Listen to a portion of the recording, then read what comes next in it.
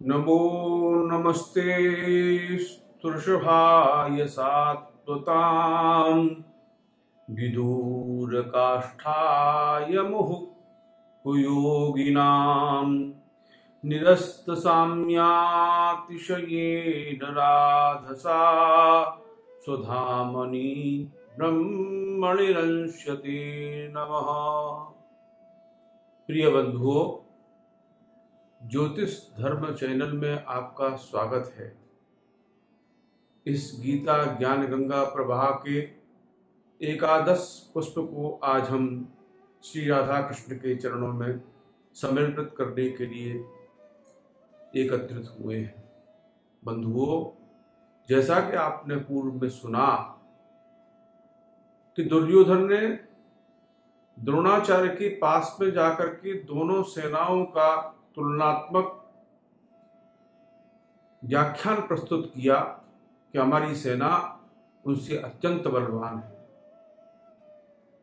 तो द्रोणाचार्य ये कहें कि दुर्योधन, जब तुम अपनी सेना के बल से, उत्तमोत्तम बल से इतने आत्मविश्वास से भरे हुए हो, तो ये भय क्यों दिखा रहे हो, डर क्यों रहे हो, ये कभी कुछ इस तरह की वार्तालाप क्यों प्रस्तुत कर रहे हो।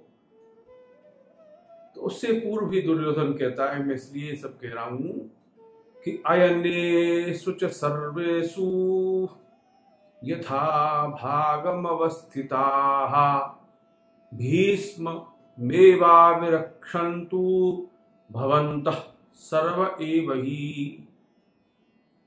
आचार्य, अयनेषु च सर्वेषु यथा भागम अवस्थिता, मैं आप सभी भारतीयों से ये प्रार्थना कर रहा हूं कि आप अपने अपने अयने पर, अपने अपने स्थान पर, अपने अपने मोर्चे पर जो हमने इस व्यूह की रचना की है, उस व्यूह के समस्त द्वारों पर अद्भुत अद्भुत सेनापति आप सभी खड़े हुए हो। तो आप उन अयनों पर, उन दरवाजों पर सावधानी पूर्वक खड़े रहना। क्यों खड़े रहना? तो कहता भीष्म मेवाभिरक्षन्तु भवन्तः सर्व एव हि। आप सभी को पितामह भीष्म की रक्षा करनी है, सभी को मिलकर। साथियों, एक विचारणीय प्रश्न है,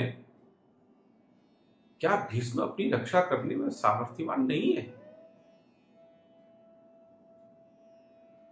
क्या इतने, जो स्वयं कह रहा है दुर्योधन इस श्लोक से, पूर्व के श्लोक में आपने सुना हुआ कल कि भीष्म मेवाविरक्षितम्, मेरी सेना भीष्म के द्वारा रक्षित है। तो क्या वो भीष्म जो संपूर्ण कौरवों की सेनाओं को रक्षा देने में सामर्थ्य रखती हैं, क्या वो अपनी स्वयं की रक्षा नहीं कर सकते? जो भगवान परशुराम को युद्ध में परास्त कर सकते हैं, क्या वो अपनी से रक्षा नहीं कर सकते? कारण, जैसा कि आप जानते हैं कि द्रुपद का पुत्र है शिखंडी, जिसने जन्म स्त्री के रूप में लिया, कन्या के रूप में लिया, किंतु बाद में पुरुष के रूप में परिवर्तित हो गया। पर भीष्म उसको अभी भी स्त्री ही मानते हैं, वो उसको पुरुष नहीं मानते। और शास्त्र का नियम है कि वीर पुरुष स्त्रियों पर कभी हाथ नहीं उठाते। जो पुरुष स्त्रियों पर हाथ उठाती है वो पुरुष नहीं है, वो पुरुष के नाम पे कलंक है। ये वीरों की ये स्वयं की प्रतिज्ञा है कि वो स्त्री के ऊपर कभी हाथ नहीं उठाएंगे। तो द्रोणाचार्य यही कहना चाह रहा है कि आप सबको केवल ये ध्यान रखना है कि आपके अयन से, आपके स्थान से, आपके दरवाजे से कहीं शिखंडी प्रवेश न कर जाए और भीष्म पितामह के सामने न पहुंच जाए, क्योंकि भीष्म पिता के मां सामने पहुंचा तो भीष्म पिता उसको मारेंगे नहीं।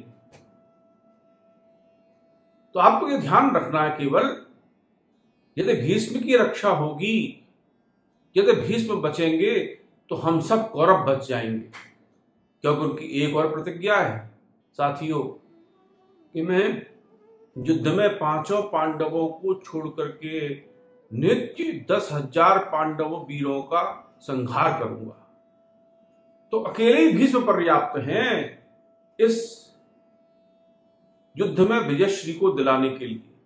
तो हमको केवल एक काम ये करना है कि भीष्ममेवाविरक्षितम् भीष्ममेवाविरक्षन्तु भवन्तः सर्व एव हि। सब प्रकार से हमें भीष्म की रक्षा करनी है। इस प्रकार ये द्रोणाचार्य से दुर्योधन का वार्तालाप है, वचन है, ये उनसे डिस्कस है, जो संपूर्ण अपने भारतीयों को बता रहा है, बार बार बता रहा है कि ये निकेन प्रकारेण भीष्म रक्षन्तु, भीष्म की रक्षा करो भाई। अगर भीष्म बचे तो हम केवल बचे ही नहीं, युद्ध में भी हमारी विजय होगी।